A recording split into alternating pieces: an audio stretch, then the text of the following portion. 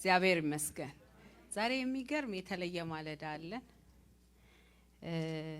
የሚያገለግልልን ሰው ወደዚህ ጋብዛለሁ ጌታ ይባረክ ጌታን የሚወድ አሜን ወላጆቹ ሳያዝኑበት ያደገ የረፍታችን ሰው ሁላችሁ ቤት ይሄ ድል እንዲደርሳችሁ ምመኝላችሁ ሰው እንዲያገለግለን ሃፒዬን ወደዚህ ጋብዝ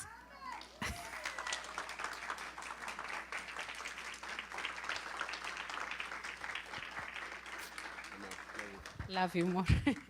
Okay. Hello. How are you guys doing? Ndey nacho. Who said that? Thanks. But no. Thank you. First thing I want to say is thank you, Mom. Thank you, Dad. Yeah, you guys really have taught me a lot. I've learned a lot from you guys. And I would just want to copy you guys and live. I don't know if this is the life that the Lord is calling me to.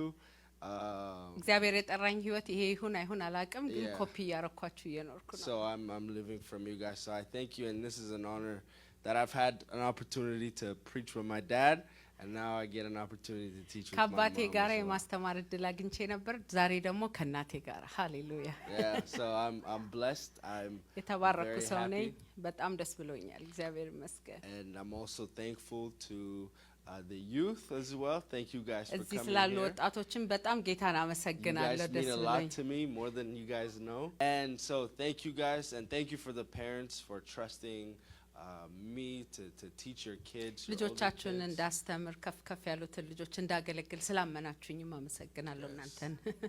thank you for Dagi, and thank you for Mercy as well, and for every other person who is leading this with me for the kids. የዩዝ አገልግሎቱን ከመርሲ ጋር ደሞም ከዳጊ ጋር አብሬ በመሆን ነው መመራው ሁላችሁ ደሞ እዚህ አገልግሎት ላይ ያላችሁትን ጌታ ይባርካችሁ. And a special shout out to all the people I'm teaching discipleship and baptism to. So የደህንነት ትምህርትና ጥምቀት ትምህርት ለማስተምራቸው ልጆች ሞራ ጨብጨቡላቸው. Yes, they all their Saturdays, you know, they raise their hands, they're like, can I go to the bathroom? And ጃቸውን ያወጡ ያስተማርኳቸው ያለ ሚስተር ሃፒ ሽንት ቤት መሄድ ተቀምጫለሁ ይሉኛል ግን and everything and sacrificing their Saturdays or their Fridays whether it's morning or day. የነሱን አርብም ቅዳሜም ዋጋ እየከፈሉ ቁጭ ብለው እየተማሩ ነው ያሉት ስለዚህ አጨብጭቡላቸው ነው ያላቸው.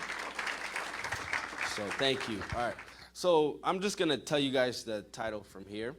ዛሬ የመልእክቴን ርዕስ ልንገራችሁ. And it's the nature of God. የእግዚአብሔር ማንነት. Yes. And to be honest, if we're going to talk about the nature of God, there's no way that we can do it in the next eon, you know? ስለ እግዚአብሔር ማንነት እናውራ ብለን ብንጀምር ዘላለምን ብንኖር ተናግረን አንጨርሰውም. So there's no way that I can explain God's character in the next 20, 30 or whatever, however much time I have left. ባለኝ ሰዓት ማነው 30 ሚሆን 40 ደቂቃ የእግዚአብሔርን ባህሪ ተናግሬ ተርኬ አልጨርሰውም. Yeah. But I'm going to speak to you guys to what the Lord has revealed to me as I prepare for the kids ministry as well as I do my own Bible studies and throughout my life. ለህፃናት አገልግሎት ሲዘጋጅ እንደገናም ደግሞ የራሴን ባይብል ስተዲ ምንድነው ሳጠና ያገኘሁትን የእግዚአብሔርን ግን ኔቸሮች ወይም ካራክተሮች ለእናንተ ላስረዳችሁ. A lot of times, you know, in the youth ministry, we try to take what you guys are learning here and put it there, but today we're doing the reverse. ብዙ ጊዜ የህፃናት አገልግሎት ላይ የምናደርገው እዚህ የምትማሩትን ስብከት በእነሱ ደረጃ ወስደን መቀየር ነው. አሁን ግን ገልባጩን ነው ማረጋው እነሱ ያስተማርኩትን ወደ እናንተ ቀይርላችኋለሁ. Amen. So that being said, if I was to ask somebody's nature or somebody's character, I can ask them, right? አንድን ሰው ስለ ባህሪው ማወቅ ከፈለኩ ግለሰቡን ራሱን መጠየቅ እችላለሁ. Like for example, I can say, Mom, tell me about your character. እናቴ እስቲ ስላንቺ ባህሪ አንቺ ዲፋይን አድርገሽ እንዲነኝ ብለሽ ንገሪኝ ብዬ እናቴ መጠየቅ እችላለሁ. And she can tell me things about herself. ስለራሷ ደግሞ ምላሽ ትሰጠኛለች እንዲነኝ እኔ ብላ ትነግረኛለች ማለት ነው. But I can find situations where she's not acting or maybe acting in the opposite the way that she said. ነገር ግን የምትኖረውን ኑሮ አይቼ እናቴ እኔ እንዲህ ነኝ ካለችኝ ተቃራኒ ስታደርግ ላያት እችላለሁ። And another way that we can learn about somebody's character is we can ask others around them about. አለበለዚያ ደግሞ ስለሆነ ሰው ባህሪውን ማወቅ ከፈለግን አካባቢው ላይ ያሉትን ሰዎች ይሄ ሰው ምን አይነት ሰው ነው ብለን ጠይቀን ደግሞ ልንረዳና ልናቅ እንችላለን። For example, if I wanted to know more about Eliana, ስለ ኤሊያና ሞር ማወቅ ብፈልግ I can ask Saron. Saron, can you tell me a little something about Eliana? ሳሮንን ነው የምጠይቃት። እስቲ ስለ ኤሊያና የምትወደውን የምትጠላው ነገር ጥቂት ንገሪኝ ብላት እሷ ሞር ትነግረኛለች። Exactly. And then the third thing and the best way ሶስተኛው ግን እና ምርጡ መንገድ is to just observe them.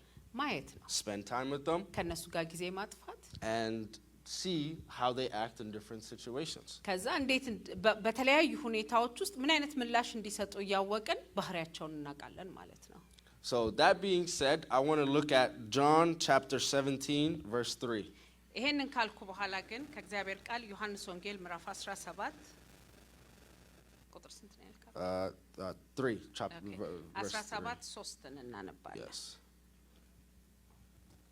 And it says this. This is Jesus praying.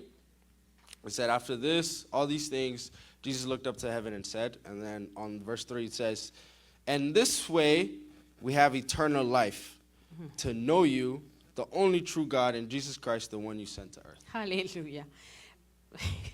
እውነተኛ አምላክ የሆንከውን አንተ የላከውን ኢየሱስ ክርስቶስን ያውቁ ዘንድ ይቺ የዘላለም ሕይወት ናት። So eternal life is knowing God. የዘላለም ሕይወት ማለት እግዚአብሔርን ማወቅ ማለት ነው። So in the same way as we try to get to know other people's character, we can have the experience of eternal life is knowing him. ሃሌሉያ። የሰዎችን ባህሪ ለማወቅ እንደምንጥረው ያህል የእግዚአብሔርን ባህሪ ለማወቅ እየሄድን ባለ ቁጥር የዘላለም ሕይወት ማለት እሱ ነው። የእግዚአብሔርን ባህሪ ማወቅ። ሃሌሉያ። Of course there is eternal life after death where we go to heaven. ከሞትም በኋላ መንግስተ ሰማይ እንሄዳለን። የዘላለም ሕይወት አለ። But we can also experience eternal life here on earth. በምድርም ግን እያለን የዘላለም ሕይወትን መለማመድ እንችላለን። And that being said, I like to think of eternal life as a passport. የዘላለም ሕይወትን እንደ ፓስፖርት እንድናየው ፈልጋለሁ። So if I was to take out a passport, አንድ ፓስፖርት መውሰድ ካለብኝ I have a passport. Yes you do. passport. No, I know. I'm saying like alle. Passport alle. It's in my hand. እጄ ላይ ይዤዋለሁ።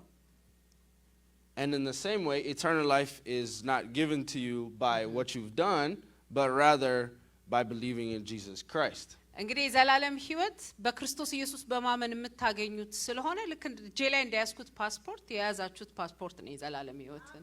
But what's the point of a passport if you don't use it? ካልተጠቀማችሁት ግን ፓስፖርት መያዝ ምንድነው ጥቅሙ? You might not as well have gotten a passport. If I have a passport, what's the እውነት ነው። ማትጠቀሙበት ከሆነ ባይኖራችሁ ይሻላል። You know? እስካላችሁ ግን ትራቭል ልታረጉበት ይገባል። You stole my point, but I'm sorry. Yes, it's okay. But the thing is, you're supposed to use and experience travel and everything like that with that passport. ጥቅም በዛ ትራንስፖርት ትራቭል የምታረጉ ከሆነ የምትጓዙ ከሆነ ነው። ከአንድ ቦታ አንድ ቦታ የምትሄዱ ከሆነ Yes, it grants you to different places. However, ብዙ ቦታ ለመሄድ እድል ይሰጣችኋል። ነገር ግን however, you have to use it. መጠቀም አለባችሁ። You have to experience that.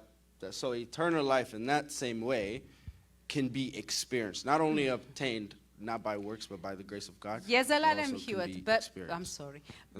በደህንነት ያገኘነውን የዘላለምን ሕይወት ልክ እንደ ፓስፖርቱ ቤት ካስቀመጣችሁት አትጠቀሙበትም።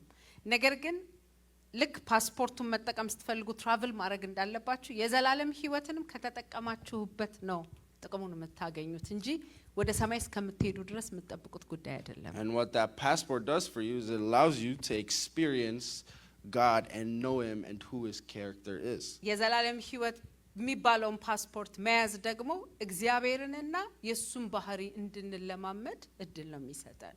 And the purpose of the Bible and in combination with the Holy Spirit what that does, it allows us to see God's character or experience eternal life through maybe asking him, who are you? What is your character?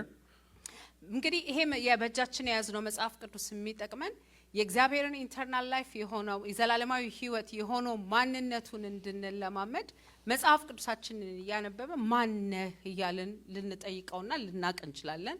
And also asking other trusted sources, who is God, to help understand. እግዚአብሔር ደግሞ የተረዱትን ሰዎች ከሱ ጋር አብሮ በመኖር ከሱ ጋር ጊዜ በማጥፋት የተረዱ ሰዎችን ደግሞ በመጠየቅ ስለ እግዚአብሔር ማወቅ እንችላለን. And finally and most importantly, observing who God is throughout the Bible but also in your life.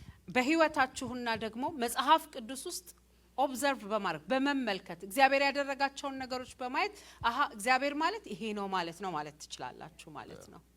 So obviously, like I said earlier, we can't explore everything today. ቀደም እንዳልኳችሁ ስለ እግዚአብሔር ማንነት ዛሬ ሁሉንም ማውቀን እንጨርሳለን ማለት ከባድ ነው.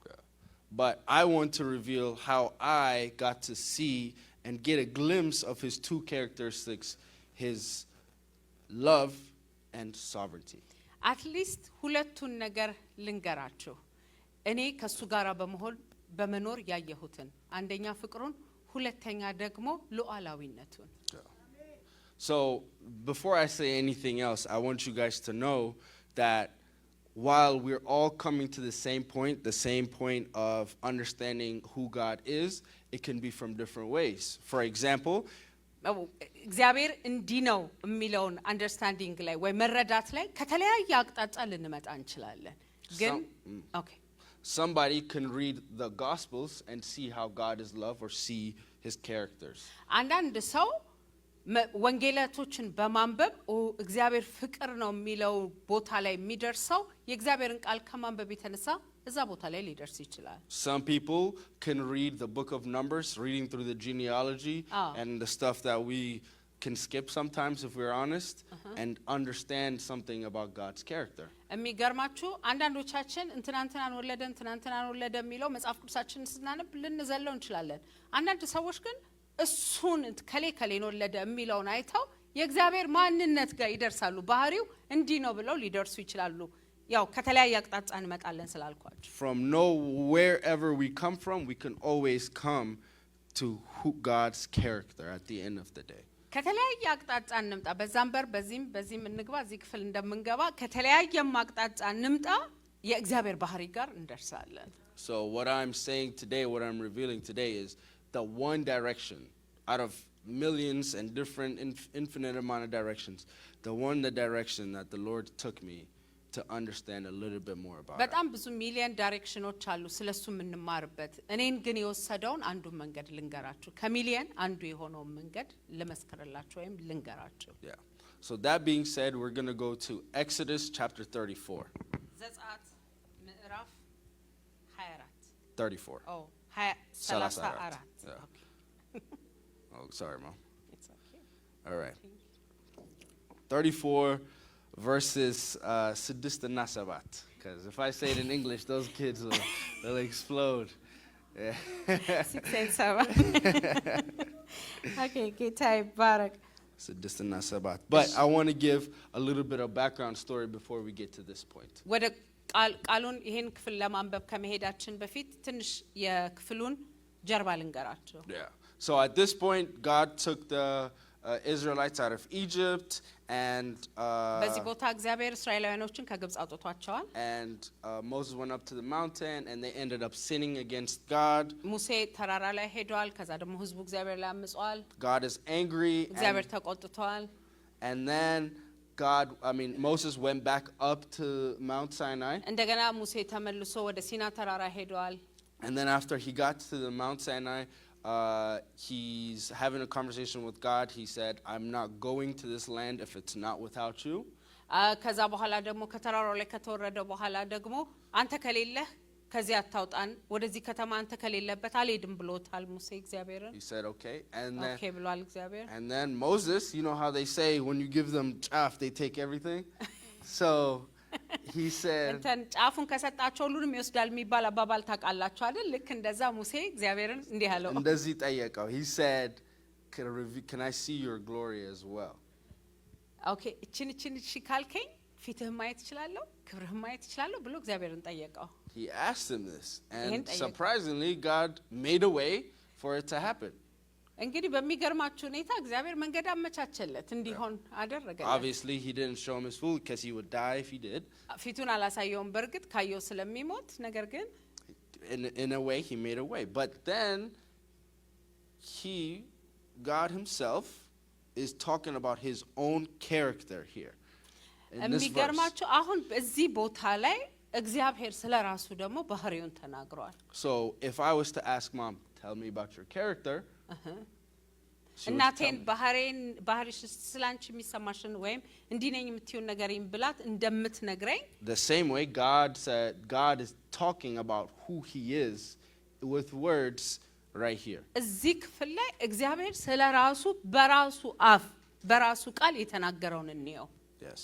So let's read verse 6 and 7. 6 እና 7ን እናንብብ. Yes. It says, the Lord passed in front of Moses calling out, Yahweh, the Lord, God of compassion and mercy. Hallelujah. I am slow to anger and filled with unfailing love and faithfulness. I lavish unfailing love to thousands of generations. I forgive iniquities, rebellion, and sin. But I do not excuse the guilty. I lay the sins of the parents upon their children and grandchildren.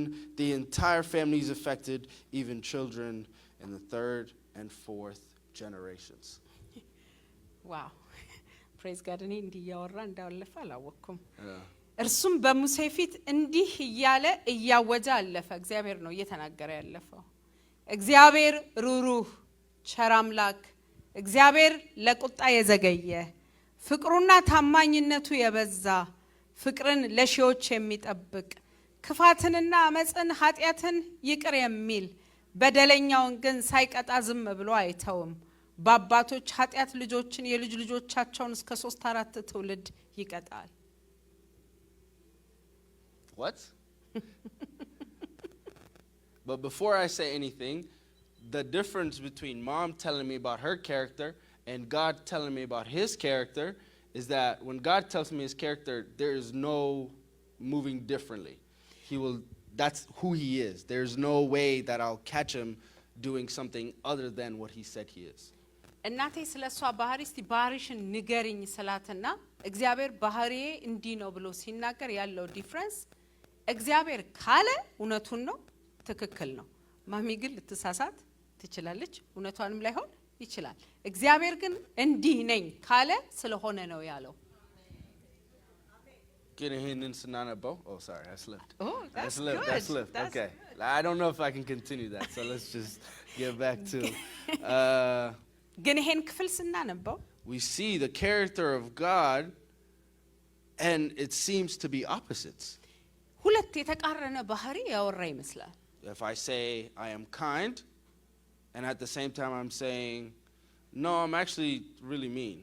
If I say I am just ጥሩ ሰው ነኝ ብዬ ደግሞ አስቸጋሪ ሰው ነኝ ክፉ ሰው ነኝ ብል አብሮ ማቻ ያረጋም. If I say I am tall and at the same time I say I am short, ረጅም ነኝ ብዬ ከዛ ደግሞ በዛ ሁኔታ ደግሞ አጭር ነኝ ካልኩ አብሮ አይሄድም. So what is God trying? This is God himself talking about his own character. So what is God trying to reveal to us when he says this about himself? ስለዚህ ይሄንን ክፍል ስለራሱ ሲናገር ምን ይያለ ነው? ምክንያቱም አጭርና ረጅም አንድ ክፍል ላይ ያነበብን ነው. And I've seen God work in this way in my life. And if you guys get nothing else out of this, this is probably the most important point I would make. እኔ ግን በዚህ ክፍል ውስጥ እግዚአብሔር ህይወቴ ላይ ሲሰራ አይቻለሁ። በዚህ አይነት መንገዱ ሲሰራ አይቻለሁ. Sorry, በዚህ ክፍል sound like just like in general, like in this type of way. Okay. Thank you. አማርኛ መስማትም ባችል ጥሩ. No. ጌታ ይባረክ. እግዚአብሔር እዚህ ክፍል ላይ ብቻ ሳይሆን ህይወቴ ላይ የራሴ የግል ህይወቴ ላይ ልክ እንደዚሁ አንዴ ፍቅር አንዴ ደግሞ ለቁጣ ያልዘገይ አይነት ሆኖ ሲሰራ አይቻለሁ. It's like I'm trying to say, God, whenever like he reveals something to me about himself, then I'm like, that doesn't make sense. And if I run away from it, I don't get the blessing of experiencing him and knowing him. That's what I was trying to say. Thank you. እግዚአብሔር አንዳንድ ቦታ ላይ ራሱን ሲገልጥልኝ ይሄ የእግዚአብሔር ባህሪ አይመስለኝም ብዬ ሲሄድ ብሌሲንጉን ሳጣው አግኝቻለሁ። ግን ደግሞ እግዚአብሔር እንዳለኝ ተረድቼ የማይመስለኝን ነገር ይሄ እግዚአብሔር ባህሪ ነው ብዬ ደግሞ ሳረገው ብሌሲንጉን ወስደው አግኝቻለሁ። Yeah. As I got deeper and deeper, as these questions linger in my head, and as I think about it and I look at other different sources, trusted sources, try to understand the character of God, that is when I have gotten a greater revelation of who God is and have experienced eternal life. ይሄንን ጥያቄ ሳመነዥገው ቁጭ ብዬ ሜዲቴት ሳደርገው አሁንም ስጠይቀው ደግሞ ትረስትድ የሆኑ ሶርሶች ምንድነው ታማኒ የሆኑ መረጃዎችን አብሬ እያነበብኩ መጽሐፎችን እንደሚደግፉኝ ይሄንን ነገር ዲፕ ሄጄ ሳጠናው ከዛ ምንድነው as I study those, that's when I experienced the eternal life of knowing God. ልምምዱ ያገኘሁት ይሄ እግዚአብሔርን ማወቅ የዘላለም ሕይወት ነው የሚባለውን ነገር ትርጉሙን ያገኘሁት በዚህ አይነት መልኩ ነው። And at the very center of it is the Holy Spirit who reveals, first of all, the question to me, but also who urges me to የሚገርማችሁ ግን ጥያቄውም ከኔ አይደለም የመጣው ይሄንን ጥያቄ በውስጤ እንዲፈጠር ያደረገው ራሱ መንፈስ ቅዱስ ነው። መልስም እየሰጠን ያለው መንፈስ ቅዱስ ነው። Amen. Thank you. Give me some more. Yeah. There we go. Okay. So that being said, this was a confusing story. And so I was like, all right, let's keep going. Let's look at what happened after that. ተቃራኒ የሚመስል ታሪክ ስለሆነ እስቲ እንቀጥል ኮስት ምንድነው የሚሆነው ልቀጥል ብዬ አሰብኩኝ። Right. So then we see that during the wilderness for the Israelites, they got the law and they were told to keep the law. They were told to keep the law. And a lot of years passed, and then Jesus Christ was born on earth. And then later on, because through Paul in Galatians chapter 3 verse 19, he revealed to us that the purpose of the law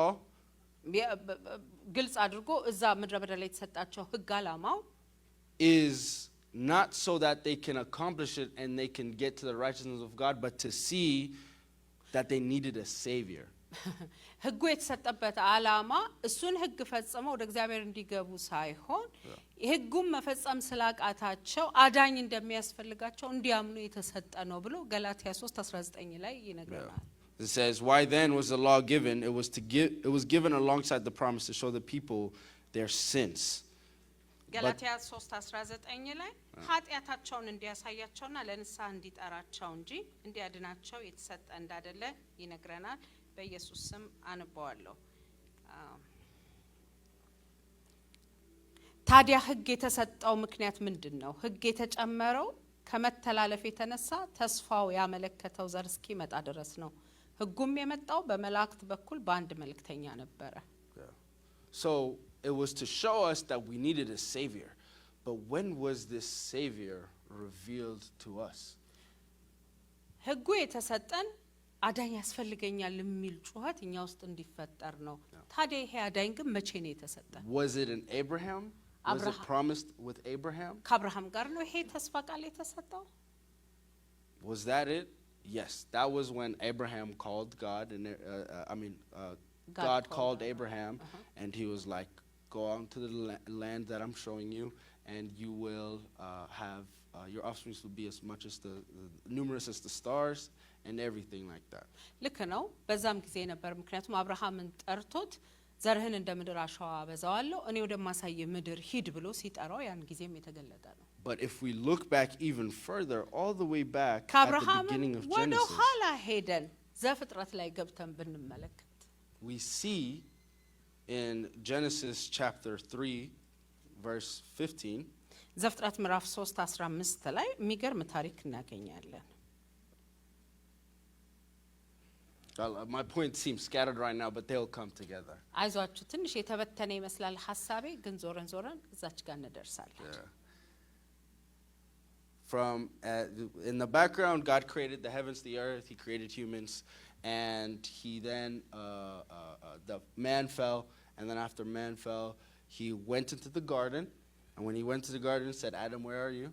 And they started playing the blaming game. Yeah. And this is where we have. Okay. This is where we stop right here. Okay. በመጀመሪያ ከዚህ በፊት ያሉትን ሁለት ክፍሎች ስናያቸው ሰማይና ምድርን የፈጠረበትን ሰውን የሰራበትን ያበጀውን ሰው በኤደን ገነት ያስቀመጠበትን እንደገናም ደግሞ ሰው በኃጢአት የወደቀበትን እግዚአብሔር ደግሞ አዳም መጥቶ የት ነህ ያለበትን ቦታ ታገኛላችሁ። ሰው ደግሞ እርስ በርሱ ሲካሰስ ታገኙታላችሁ እዚህ ጋር። And then the Lord started talking to the serpent. ከዛ በኋላ እግዚአብሔር እባቡን ያናገረው ጀመረ። Verse 14 it says, "Then the Lord said to the serpent, because you have done this, you are cursed more than all animals, domestic and wild. You will crawl on your belly, groveling in the dust as long as you live." አይገርምም? ከዛ እባቡን ዞር አለና ረገመው። ከዛ በኋላ እግዚአብሔር አምላክ እባቡን እንዲያለው ይህም በማድረግ በእንስሶችና ከአራዊት ሁሉ ተለይተ የተረገምኩን ከዛሬ ጀምሮ በደረት እየተሳብክ ሂድ እድሜህን ሁሉ አፈር ብላ አለው። And here comes the greatest promise of a savior for the first time. ለመጀመሪያ ጊዜ ግን ያዳኛችን ትልቅ ፕሮሚስ እዚህ ቁጥር ላይ የሚቀጥለው ክፍል ላይ ተገለጠ። Says, "And I will cause hostility between you and the woman, and between your offspring and her offspring. He will strike your head, and you will strike his heel." ባንተና በሴቲቱ መካከል ባንተና በዘርህ በዘሯና በእርሷ ዘር መካከል ጠላትነት እንዲኖር አደርጋለሁ። የእርሷ ዘር ያንተን ራስ ይቀጠቅጣል፣ አንተም የእርሷን ዘር ተረከዝ ትነክሳለህ። That is the very first promise that God made for us, that in the future that this serpent will be defeated. አይገርምም? እዚህ የወደቁበት ቦታ መጥቶ ነው እግዚአብሔር ፕሮሚስ ያደረገልን ይሄ እባብ እንደሚቀጣ ይሄ እባብ እንደሚሸነፍ የተናገረው። That is when God first revealed to us, God is a God of intentionality. He will not step into something not knowing what to do. እግዚአብሔር ሁሉን ነገር የሚያደርገው አስቦ ነው። አንድ ነገር ሲያደርግ ቀጥሎ ምን እንደሚያደርግ ያውቃል። So when he walked in that garden that day, ሃሌሉያ በዛ ቀን እዛ ኤደን ገነት ውስጥ ሲገባ he knew that he had to sacrifice his son in order to, and he made that decision to walk in and be like, okay. ወደዛ ኤደን ገነት ሲገባ ልቡ ላይ እንዳሳባለው ልጁን መስዋዕት እንደሚያደርግ ያውቀዋል። From then on is when he decided, but obviously he revealed to us throughout 4,000 years or something, 2,000 years, more than that. And he showed us through all of this, he started revealing himself more and more and more and more. ከዚህ ክፍል ጀምሮ ራሱን እየገለጠልን ልጁን ለመሰዋት እስከሚደርስበት እስከዛ ቀን ድረስ ፍቅሩን እያሳየን ቀጥሏል። And he said, again, this is where his sovereignty comes in. He said that was going to happen as soon as man sinned. And after all these years, what he said happened, orchestrated in such a beautiful way. ሉዓላዊነቱን የምታዩት እዚህ ላይ ነው። እዚህ ዘፍጥረት ምዕራፍ 3 ላይ ያለውን ቃል ሺዎች ዓመታቶች አስቀጥሮ ፈጽሞታል። Right. But still, he did not just forgive our sins without paying a price. He's like, he didn't bend his law. Remember, in his character, he said that he will punish generations. He did not bend his character or bend his law and say, I'll let you guys go. He paid that price himself. So at the end, from the very beginning, his plan was to show us his love, because that's all he's ever wanted, was companionship with us. So he revealed to us at the beginning. Sorry, go ahead. I'm talking a lot. ነው እየተባረኩ ነው። እንግዲህ ከዘፍጥረት ምዕራፍ 3 ጀምሮ አጀንዳው ልጁ ኢየሱስ ክርስቶስን መስዋዕት በማድረግ እኛን ሪስቶር ማድረግ ወደ ራሱ መመለስ ነው። ግን እግዚአብሔር ቤንድ ማድረግ የማይችለው መስበር የማይችለው መቀየር የማይችለው የራሱ ባህሪ ያለው ጻድቅ ነው። ለአራት ለአምስት ትውልድ ኃጢአት የሰራ መቀጣቱ አይቀርም ብሏል። ያንን ቃል ኪፕ ማድረግ አለበት። እስከዛ ቀን ድረስ ቃሉን ሊዋሽ ስለማይችል ስለሚለው እግዚአብሔር ያ ቃል እስኪፈጸም መጠበቅ ነበረበት። So, and how he revealed it, again, was not by bending the law, but by placing that consequence of those generations on himself. And that is where his love was revealed to me. ያንን ሐሳብ መቀየር ስለማይችል ከትውልድ ትውልድ እስከ ሺህ ትውልድ የሚቀጣበትን ነገር ማድረግ ስለነበረበት ሕጉን አልሰረዘውም ያንን በደል ላዩ ላይ ነው ያደረገው So now we may experience this eternal life with him again because that's all we had at the beginning with Adam and Eve.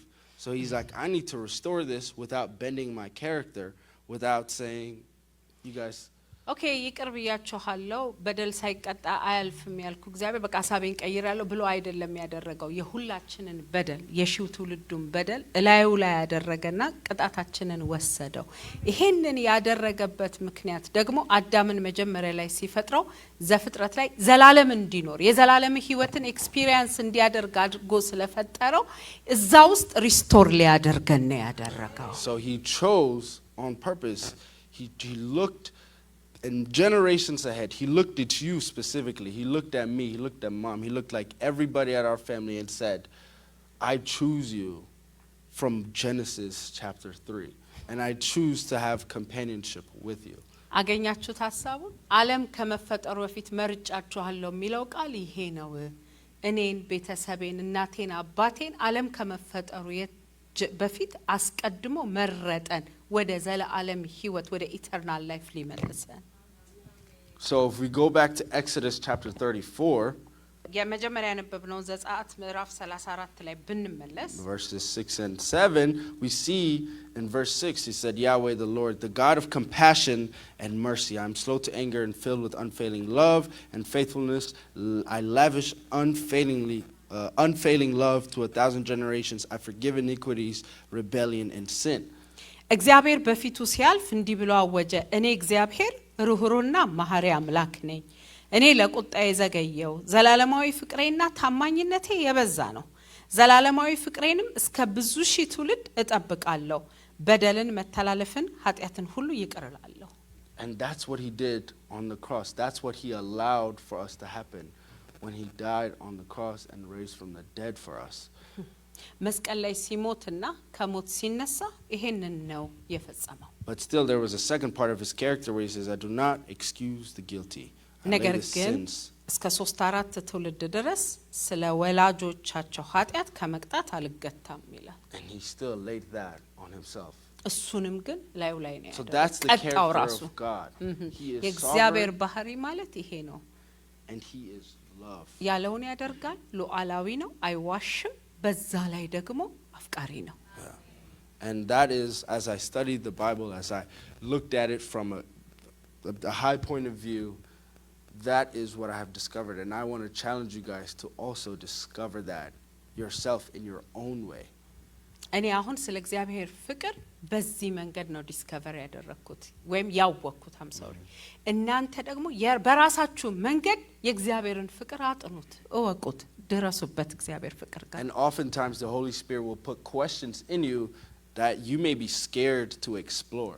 አንዳንድ ጊዜ መንፈስ ቅዱስ በልባችሁ ላይ ያስቀምጣል ነገር ግን ጊዜ ሰጣችሁ በዚህ ጉዳይ ላይ ማጥናትና ማወቅን ትፈሩት ይሆናል But do it. That's where the Holy Spirit is trying to know you and reveal himself to you.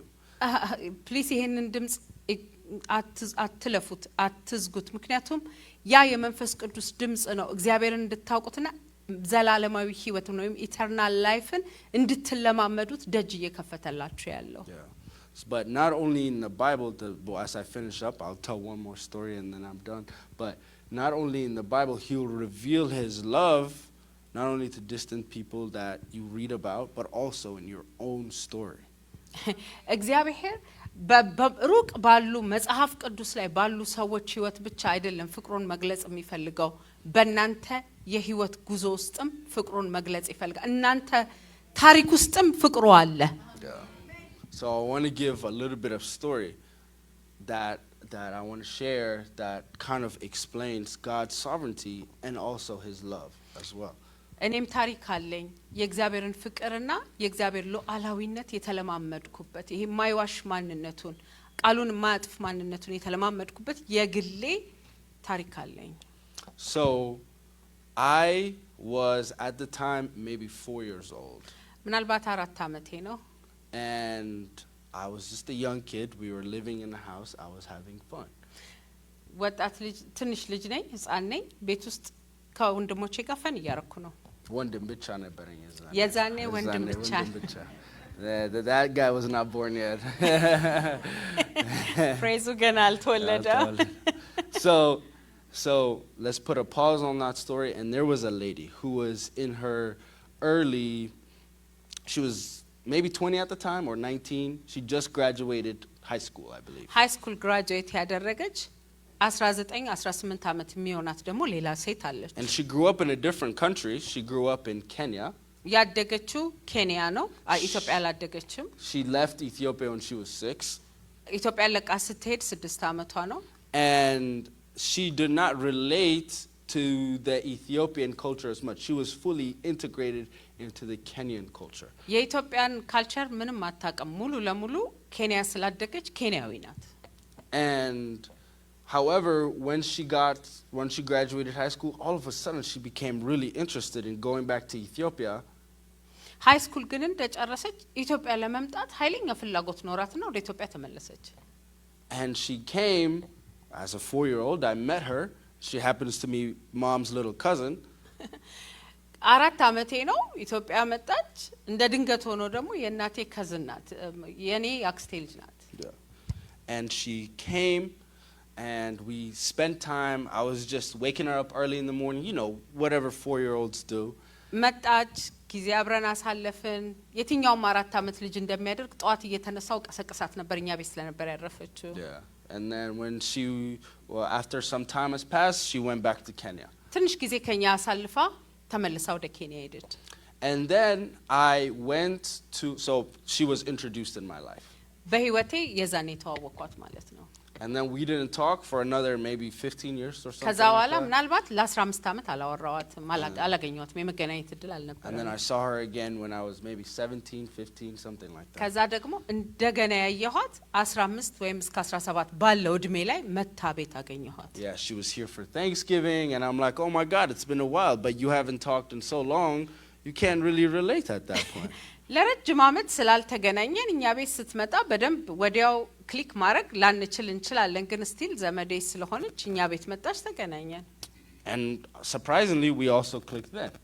በሚገርም ሁኔታ ግን የዛኔ አሁንም ሁለተኛ ስትመጣ በደንብ ክሊክ አረግን ሌላ ቋንቋ። And so she went back to Kenya to ተመልሳ ኬንያ ሄደች ወደ ቤተሰቧ ሄደች። And at this point in college I had given my life to Christ. ከዛ ደግሞ ኮሌጅ እንደገባው በራሴ ውሳኔ ሙሉ ለሙሉ ህይወቴ ለጌታ ሰጠው። And after I've given my life to Christ, I saw that I was growing, yes, but I was missing something. I feel like I needed somebody to walk with me in my life. ልክ ነው ጌታን ተቀብያለሁ መንፈሳዊ ነኝ ግን ኮሌጅ ላይ ያለው አንድ ሰው ፈለኩኝ የክርስትናውን ጉዞ አብሮኝ የሚሄድ ሜንቶር የሚያደርገኝ ከኔ ጋር የሚኖር ማለት መንገዱን አብሮኝ ወክ የሚያደርግ ሰው ፈለኩኝ። But I was too prideful to admit this. ይሄንን ግን አድሚት ለመቀበል በጣም ለካል ልቤ ከፋለብኝ ትትና ይጠይቃል አይደል አድሚት አድርጋችሁ I need someone ከኔ ጋር አብሮ ወክ የሚያደርግ ሰው የምትሉት እሱ በጣም ከበደኝ ራስን ዝቅ አድርጎ ይሄን እርዳታ መጠየቅ። So one day she called me at a random on Instagram. For those of you guys that don't know, calling somebody on Instagram is pretty weird. Yeah. አንድ ቀን ግን ምን ባልታሰበ ሁኔታ ኢንስታግራም ላይ ደወለችልኝ። ስለ ኢንስታግራም ማታውቁ ሰዎች ካላችሁ አንድ ሰው ኢንስታግራም ላይ ከደወለላችሁ ልክ አይደለም። It's not right. So she called me and we had a good conversation. We were just catching up. I told her I had recently committed my life to Christ and everything like that. And then all of a sudden she started talking about like, "Hey, I think you need a life coach." And I'm like, "Life coach? Life is my coach." ስለ ህይወት አወራን እንዴት ለጌታ ራሴን ኮሚትድ እንዳደረኩ መሰከርኩላት። ግን በዲስከሽናችን መሃል አንድ ነገር አለችኝ። ሄይ አንድ ነገር ልንገር የህይወት ኮች አሰልጣኝ ያስፈልጋል አለችኝ አለ። ከዛ በኋላ ምን የህይወት አሰልጣኝ ራሱ ህይወት አሰልጣኝ ነው ምንድነው ፈልገው አልኳት አለ። And so then I thought about it and the Holy Spirit, here he goes again. Amen. The Holy Spirit was like, what if what if Dagi, that was her name, what if Dagi was your life coach? Wow. ከዛ በኋላ ምንድነው ኮች ከዘጋችሁ በኋላ ዝም ብዬ ሳስብ መንፈስ ቅዱስ እንዲህ ብሎ ተናገረኝ ዳጊ የህይወት ኮች ብትሆንስ ብሎ ተናገረኝ So I was like, that makes sense. She's relatable, she's fun. She's somebody who I want to be like, who I want to emulate. Okay, let's do it. Okay, ችግር የለውም ምክንያቱም ዳጊ ፈናት እውነቱን ነው በጣም ፈናት ፈናት ቀለል ያለች ሰው ናት ታዲያ ምን ችግር አለው ትሁና ብዬ አሰብኩኝ So then I went to we started on this journey and I started growing in my spiritual life like this. ከሷ ጋራ ያንን ኮቺንግ ላይፍ ኮቺንግ ነገር ካደረኩ በኋላ ህይወቴ ሹት አደረገ በቃ በደንብ ከፍ ማለት ጀመርኩኝ And this after a little while maybe a year in ከአመት በኋላ ግን I was reflecting on my life and honestly I was kind of at a down point at that point nothing serious but just at a down point ህይወቴን ሪፍሌክት ያደረኩ በነበረበት ጊዜ በዛ ሁኔታ እሱን በማደርግበት ጊዜ ትንሽ ወረድ ብያለሁ ልቤ ወርዶብኛል and the situation however God you know he always like boosts you up in his own way but the situation was he reminded me what if Dagi was never interested to coming to Ethiopia I would have never known her and so he like God kind of like winked at me he was like look how much I love you before you were even 4 I put an urge into somebody else's heart so that you can get to know me even more. Look how sovereign I am. Where I've constructed all of these things. Sorry. Yeah. ጌታ ይባረክ እና ልቤ ውርድ ባለበት ሰዓት መንፈስ ቅዱስ በጆሮዬ ሹክ አለኝ ሃፒ ዳጊ ህይወት ውስጥ ባትኖርስ አለኝ አለ ስለው ማን ይመስልሃል አንተ 4 አመትህ እያለ ለዊንተር ብሬክ ኢትዮጵያ ሊሄድ ሚል ፍላጎት እሷ ውስጥ ያስቀመጠው ማን ይመስልሃል ኢቭን ገና የ4 አመት ልጅ እያለ እኔ ስላንተ አስባለሁ And that showed his sovereignty to me as well where he was able to construct everything in our lives for our good and the things that seem like that matter that don't matter things that seem like they're not related where family comes it has been all for the good and for the purpose that the Lord has in my life and in our lives. So in the same way, reflect on his goodness, reflect on his love, reflect on his sovereignty. ትንሽ የሚመስሉ በህይወታችን የመጡ ነገሮች በሙሉ የእግዚአብሔር ዘላለማዊ ፕላን እና ፍቅሩ አለበት እሷን እኔ 4 አመት ልጅ እያለው ኢትዮጵያን የመጎብኘት ፍላጎት ሲከት እግዚአብሔር እኔን እየፈለገ ነው ከዛ በኋላ ደግሞ በክርስትና ህይወቴ እንዳድግ ሲፈልግ እሷን ወደ አሜሪካን የላካት እግዚአብሔር ነው ይሄ ሁሉ ግን እሷ ጥሩነት ወይ መልካምነት ሳይሆን እግዚአብሔር በኔ ህይወት ላይ ፕላን ስላለው እያንዳንዱ ትንንሽ የሚመስሉትን ነገሮች ካጠናናቸው የእግዚአብሔርን ፍቅር እንመለከትበታለን Amen. Thank you. And that's pretty much all I wanted to share with you guys today. I thank you for hearing me. I appreciate you again, Mom. I love you. I love you too. And thank you everybody for listening to me. ስለሰማችሁኝ አመሰግናለሁ ልላችሁ የመጣሁት ይሄንን ነው I don't think I'm worthy to stand on the stage or anything like that. እዚህ መድረክ ላይ መቆም ይገባኛል ብዬ ክሌም አላረግም And I honestly like when Mom was like, "Happy, what if you did this today?" I was like, "Is this from the Holy Spirit or you?" Well, I don't want to do this because we can't say no to the Holy Spirit. So but I appreciate you guys. Yeah, ዛሬ እንዲያገለግል ከ2 ሳምንት በፊት ስነግረው I was praying ከዛ በኋላ እየጸለይኩ እያለ ጌታ ሃፒ ያገልግላለኝ ጌታ ነው ያለኝ ከዛ ተነስቼ ሄጄ ሃፒ የጌታ ራት ምን ወስድበት ሰንዴ ልጆች በሚገቡበት ቀን አንተ ብትሰብክስ ማሚ ጌታ ነው ያለሽ ወይስ ራስሽ ነው ያልሽ አለ የሆነት ጌታ ነው ያለኝ አልኩት This is the message for you. Yeah. So I appreciate you guys but more than anything best for us I want to thank God in my life. He has been everything. He's given me everything. He has provided for me everything, but that's not even what I'm thanking him for who he is, his character, for what he's revealed to us about himself. ስለሰማችሁኝ አመሰግናለሁ ከሁሉ በላይ ግን እግዚአብሔርን ስለማንነቱ በህይወቴ ላይ ስላለው ማንነት አመሰግናለሁ ፕሮቫይድ ስላደረገኝ ስላደረሰኝ በህይወት ስላደረሰኝ ነገር ሳይሆን እሱ ማን እንደሆነ አፍቃሪነቱ ሉዓላዊነቱን አስቤ ጌታን አመሰግናለሁ። Yes. So thank you, God. I love you guys. ወዳችኋለሁ። ጌታ ይባርክ።